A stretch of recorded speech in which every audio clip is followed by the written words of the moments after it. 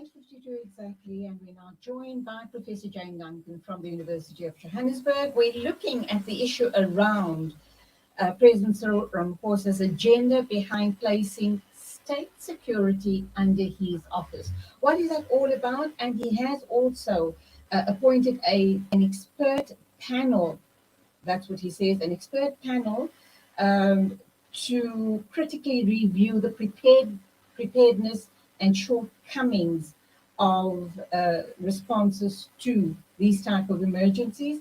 The members of the panel are Professor Sandy Africa as chair, Advocate Mojanku Gumbi, and Mr. Silomko Sokupa.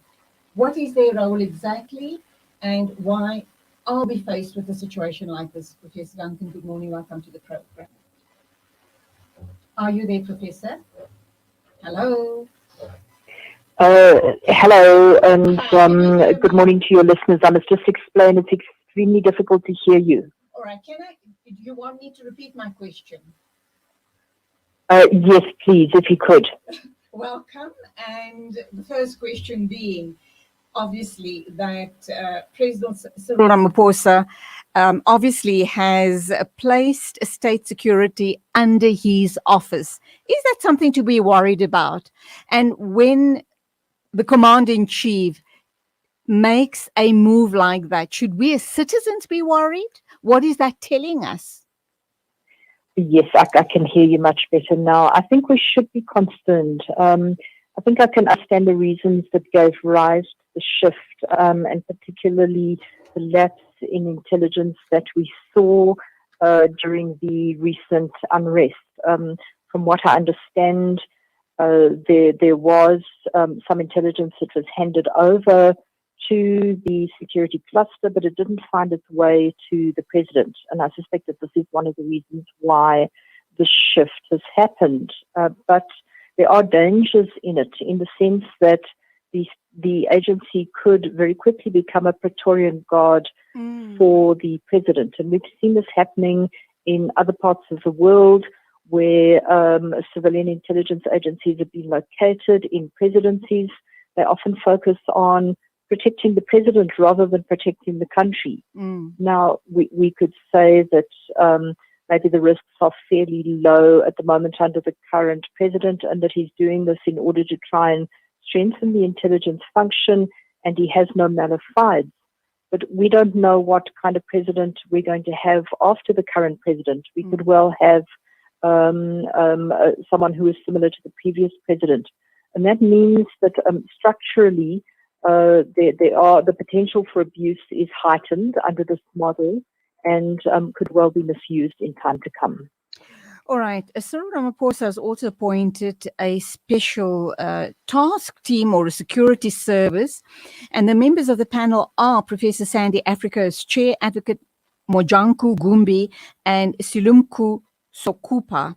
What exactly is their role?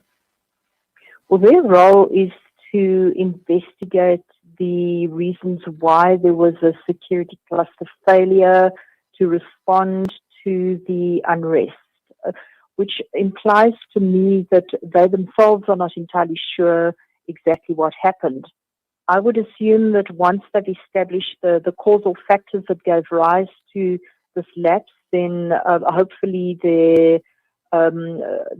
report will be made public and will gain a better public understanding of exactly what happened. That's one of the concerns that I have.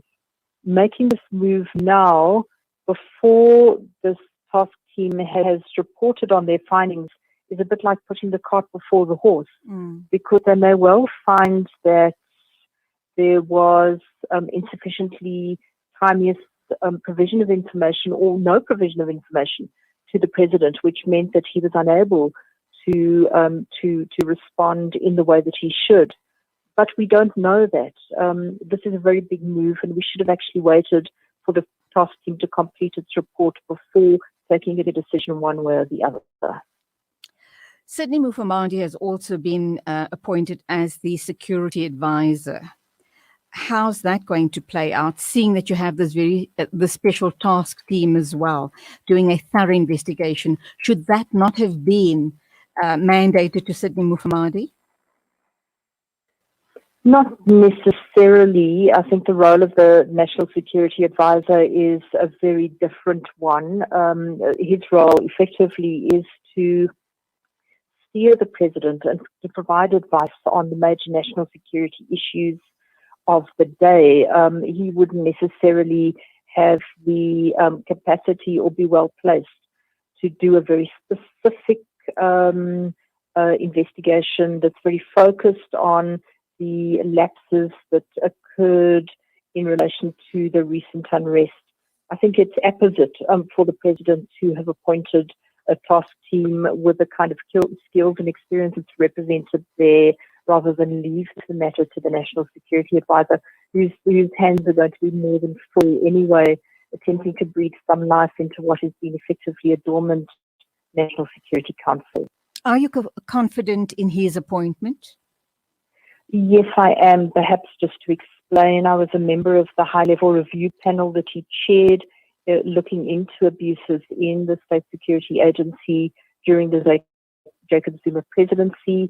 I think he acquitted himself extremely well in that role, and I'm very happy, in fact, that he has been appointed. I think it's quite an inspired appointment. Finally, I've picked up a snippet about the SANDF being deployed at SABC. I'm not sure if it is recent news or does this go back to July. Have you heard anything about it, and what do you make of it, if it is in fact true? Yes, I make of it that the government is anticipating more unrest, particularly in the wake of the start of former President Jacob Zuma's trial. And I think that they are attempting to protect the major national key points in the country. If, in fact, there was an attempted insurrection and there's going to be another attempt, then there are certain facilities, certain critical infrastructure that government would look at protecting first and foremost.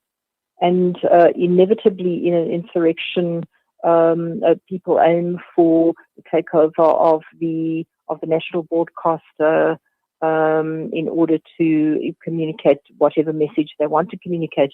I suspect that they are fearing such an attempt. Professor Jane Duncane, thank you indeed for being with us on the show this morning.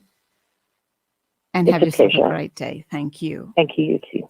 That was Professor Jane Duncane from the University of Johannesburg talking about Ramaphosa's agenda behind placing state security under his office. It's exactly 9 o'clock. Crazy, it's driving me crazy.